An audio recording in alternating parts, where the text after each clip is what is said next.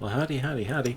Finally, senior citizen here. Greetings, boys, girls, and all of our non binary friends, and welcome to this, a brand new day. And remember, no matter who you are valid. And remember, if you're a bigot, that is a terrible character flaw. It is definitely a brand new day. I have stepped outside at least once. Well, only once. It's kind of chill. There is some blue sky, very windy. I like it. It's a good thing. I have not checked the weather, which is going to become much more unreliable as the staffing for vital government services continues to be gutted. I talked with my therapist, of course. Yesterday was a therapy day. And yes, most of his clients have been suffering badly since after November 5th, and then especially after January 20th. I mean, my mental health status has been cratering, and I only have a few horses in this race compared to some others.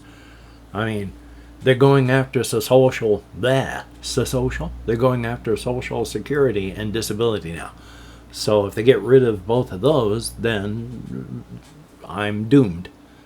Of course, one of the ways that they're dealing with all this is they can't abolish things entirely and fully, so because of Congress. But if they have a barely staffed organization now with they need 10,000 people, they've got 4,000, they're being cut down to 1,500, well, they're going to become much more inefficient, and people are going to complain about that, which is going to give them fuel to call for privatization. And now you've got to pay for disability. Yay! But we're not there yet, so who knows? But if I do lose my disability, I can work depending on the physical job, because I can't lift over a certain amount because of the various injuries that I have. I can't stand in place. I can't walk for more than X number of time. I can't sit in place all that long. It's hard to concentrate because of my ADHD and the sheer fact that I hurt so much that I just can't sleep. Yeah, I can go out and do stuff. Problem is, especially right now, with all of the thousands upon thousands upon thousands of people that are now all out and also competing for work. I'm 62 in a country that reveres youth and discriminates against the aged, where the market is being flooded with older people that have skills and abilities, that have been to college. I was in the Air Force. Yeah, I worked in an office decades ago. After I got out of the Air Force, I worked as a nurse's aide. And then I broke my back working as a nurse's aide. So I don't have any skills that I know how to take advantage of. What am I going to do? I can't do physical labor. And there are a lot of people that can. So a corporation can look at the guy who's old and can't do much, or the younger buck, who can carry around a lot more than I can. Who are they going to hire? Okay, it's an office situation. I worked in an office decades ago. And here's somebody who, well, they got a little bit of money, so they managed to go to college. Who are they going to hire? This is a new country now. Yay. Anyway, though, past that, one of the things I wanted to talk about is now that I've got my computer functioning again, still have no ideas how that switch got flipped. I took a picture of my computer situation to show one of my case managers, and it's I still don't know how, except if the switch was in a half-flipped situation my power switch, and then just through time, it could have worked its way this way, could have worked its way that way, it could have just worked its way that way. And that was then to the off switch situation where I had nothing to do with it except when I set it up and put it on the floor in the first place. Not everything happens instantly. So that could have happened, because I did not get down on my hands and knees and dig around on the back of the computer, because with my injuries and with the stuff that's going on with my skeletal muscles around my hip and oh boy, my knees at 62, it's hard getting down there on the ground like that. And I did not do that night. Yay. Still though, I did manage to do something. I suspect it was the flipped switch, half flip switch, when I was putting it on the floor. That's all I can think of. But I have been clearing up some space on the internal hard drive where a terabyte is just not much space anymore. I, with my ADHD brain, have difficulty forming memories. And especially back in the time when I was drinking, very difficult to form memories. One of the memories that I have is living in a house in Bellingham where I had a couple roommates. And with, I think it was my computer, because my roommate at the time played a lot of stuff on my computer and I just watched, so it was kind of like an in-person Let's Play. But after putting, like, I think it was Fallout 2 onto the hard drive, it was like 500. I keep having to move because I don't want to be like this. It was like 500 megabytes for the entire file size. And I was like, oh boy, can you think of how big things are going to be in the future? I didn't suspect that things would be as big as they are. I think it's like one of the Call of Duties or some such was like 300 gigabytes. I was like, oh my God, boom, skull goes bang. But I have a terabyte internal drive and a terabyte external drive. And whoo boy, I had to work hard to bring myself down to 232 gigabytes free on the internal drive, because I need about 150 free so that I can install Red Dead Redemption 2. And I need a lot of room for the video work. Hokey smokes. Large file size galore. Quite frequently, it's almost 100 gigabytes just on file sizes being kept here while I'm working with stuff. And I'm just an amateur. Mega amateur. So I'm sure others could do it more efficiently or much more crazily. It's hard to say. But still, let this hard drive space go away fast. And I English well. So that's what's going on in life. It's Friday. I have actually managed to relax some of my neurodivergence. It took 62 years. I need habit and routine. And habit and routine, set something up and then it needs to be that way. I mean, there's like, I don't have to take the same amount of steps, but it's like, okay, time to do this, it's time to do this, it's time to do this, okay, and then do this, now it's time to do this. So it's organized, it's routine, it's habit, it's inset. I don't have to worry too much about that. Where am I going with this? Here's the ADHD part of it, because now it's gone. I mean, entirely. So that's fun. Hello. Glad to meet you.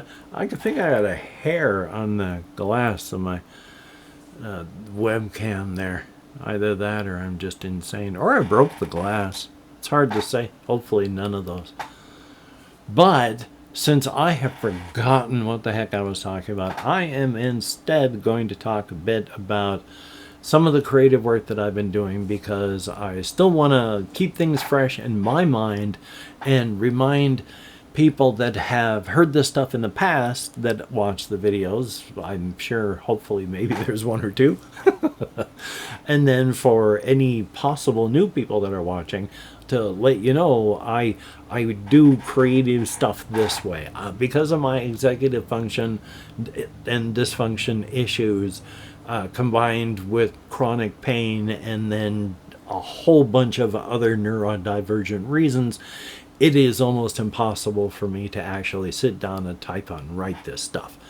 But what has been pointed out, and I believe by other people, both in text and in videos that I have seen, you don't have to do things professionally to be satisfactorily creative for yourself. If you like to make settings for fantasy games and you just write out settings in notebooks, that's great. That's perfect. Do that. That is a wonderful creative outlet. You don't have to make creative stuff for professional use. Make creative stuff to be creative. Just be creative. Don't worry about that. And so when I talk about my setting, even though I'm likely never going to be able to do anything at all with it, though I'd love to do something, even a game supplement thing, so that the world could be played in. You know, that's one thing to shoot for. Will I ever be able to do it? Doubt it, but at least it's something to try for, to push through, to see if I can. But even failing that, I have been thinking of this thing for a couple of years now, and I'd like to talk about it because, number one, it's fun. Number two, I'm exceptionally proud of it. And number three, why not? One of the things, though, written down up there is just to give a quick overview of characters, because while I've got the whole setting set out, I mean, from the beginning of the cosmology of the multiverse, why there's something instead of nothing in this case, multiverses, universes, the cosmic horrors, why there is extra universal energies that flow around, and then the setting that I talk about with the inside-outside razor's edge. It's a novel's worth just trying to keep it all straight. But some of the characters, because in the cryptid world, there are those that are cryptids, naturalized in that your parents were cryptids, expressed in that everybody has a cryptid chromosomal set, but you have to have, in gamified terms, a cryptid presence of over 50 for any of those to activate, and 98% of humanity does not. It is at 49 or below. All of the cryptid stuff is turned off. I know I was talking about the cryptid world there. God, I have terrible ADHD brain today. I finally remembered what I was talking about, though. But now I'm on to this. Naturalized, and then the expressed cryptids. And expressed cryptids, just, they were human or an animal, and that cryptid part of their genetic parts, their chromosomal set activated, and now they're cryptids. But those with their third eye open are genetic defects, cryptids in every way, except that their bodies are still human. You get bleed over from your cryptid senses, but you are not able to consciously reach into and activate anything that a normal cryptid would be able to. You feel pretty much constantly stoned, as when your third eye opens up and you're able to access the cryptid world. And when your third eye opens, they don't know what I'm talking about and saying about to y'all. This is behind the scenes game master author stuff. All they know is that they figure your third eye has opened and now you are seeing the real world. You always feel kind of stoned. You're getting a bleed over of your senses. Everything looks a little better, smells a little better, tastes a little better. Everything feels a little better. Everything is good. You can easily just sit back and listen to the birds and have hours pass. And once your third eye is opened, you're effectively a part of the cryptid world. You can no longer really meaningfully interact with human beings in the normal matter world. If you're just a little bit above the normal human, but your standard stuff is coming up, people will just find you creepy and offsetting and not want to do much with you. And the wider it gets, well, when your third eye is open really wide, people will just look at you and then their eyes will slide off and they'll just forget you're there and talk to someone else. They'll be going, oh yeah, God, I forgot you were here. What I needed, you know, hey Bob. So you really can't interact meaningfully with the real world. You don't also have to deal with trying to work for a living. You eat what's available, drink what's available. If you want to take a shower, you go into somebody's house, you use their bathroom. Because you are part of the cryptid world, they're not really going to be able to interact with you. Their eyes will slide off. And so you can walk in. When you're walking down the street and you're hungry, somebody's eating something, you just grab their fries off the table and grab their drink and then walk away with it. It's only when you're gone that they're going to be able to figure out that their stuff is missing. So you don't really have to work. You eat when you're hungry, you sleep when you're... I was going to say drink. Drink when you're thirsty, you sleep when you're tired. So there's all that. But because you are a failed cryptid, cryptids crave human meat. There is an extra-universal substance that clings to us, and they crave that. They don't know what or why they crave human meat. They only know that they do. Every cryptid is filled with a constant, unending, burning need to fill their belly with human meat. But act within your nature, which they think is cultural, but there is a genetic imperative. If you're the type of cryptid that does not eat human beings, you won't. It's not within your nature. They don't know that, again, that that's the genetic imperative. But if they try to work against their nature, thinking about it, they'll start to feel ill. If they try to act on it, they feel physically bad and worse. And if they do kill and eat someone, they're going to end up puking it all back up. And cryptids do not vomit. It is a horrific experience for them. So act within your nature. It's drilled into their head culturally. But they crave that. If they don't have to kill anyone, they can eat all the human meat they like, which is why there is the corporation, Uncle Bonbons, that opens up and starts selling stuff to the cryptids. All human meat based. You start selling, sandwiches made of human meat and burgers of human meat and all sorts of snack products, bags of human teeth, candied hair. And they can all eat that stuff, and they do. Oh God, they love it.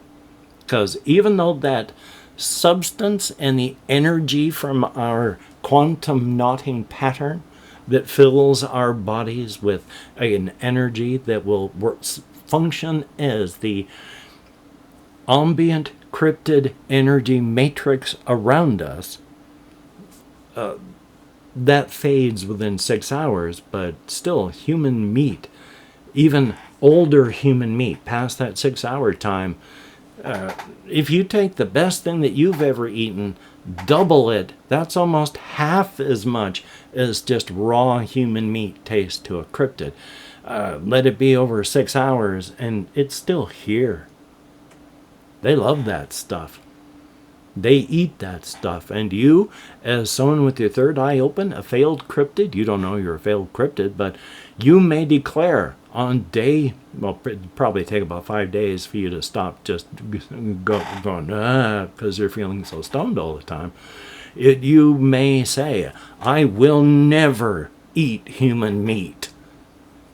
And then on day 30, you're standing in line at the third eye stand, the stand opened up by Uncle Bonbons for the people who had their third eye open.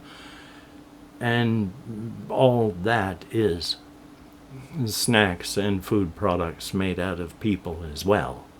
But Uncle Bonbons, unlike a lot of other corporations that are also springing up, they work with volunteers. Mostly. There are involunteers as well. Otherwise, they just wouldn't get enough meat to make all of their products. Anyway, I was going to talk about people, but now, call to action time. If you could like, comment, share, subscribe, if you're still watching after all this time when I'm talking about how cryptids love to eat human beings for like 10 minutes. If you're still here, thumbs up. If you're a Patreon patron, thank you so very much. You are beautiful and awesome people. When you look in the mirror, you're looking at someone who is, again, beautiful and awesome physically, mentally, emotionally, spiritually. And if you've left me a comment, thumbs up and thank you. I read every one that YouTube shows me. I thumbs up or heart every comment that I can. I answer as many as my nerve compression will let me. So thumbs up and thank you. It may be a day or more before I can answer some. So if you care for an answer, check back. And if you've watched this far, if you could write white box into the comments to let both me and the YouTube algorithm know that people actually watch these videos, that would be very, very cool. Definitely a thumbs up and thank you. Very few people play this game, but you know what? Nobody has to. So the fact that anybody at all, when I say play this game, I mean types things into the comments. Very few people do that, but the fact that anybody at all does, thank you so much. It's not a requirement, so the fact that you do is cool. Hopefully I've got the text up here for white box. I am going to take care of myself, edit, render, upload. I'm going to go let them know that I'm not dead over in the community center with the various case managers, since I've talked to them about, wellness checks to make sure that we're not like either dead or requiring help. So checking in with them to let them know that I ain't dead or requiring help. Thumbs up for that. Hopefully you can get done the things that you want to get done. That would be very, very cool. And if you can't, I forgot what I say next. I love having ADHD. If you cannot, please do not beat yourself up. It will not help you get it done better next time, and you deserve better. Thumbs up for that. So, until we meet again, you take care. Have a great day today. I will see you on the flip side, and that is indeed a very, very good thing. So, hokey smokes. Yep.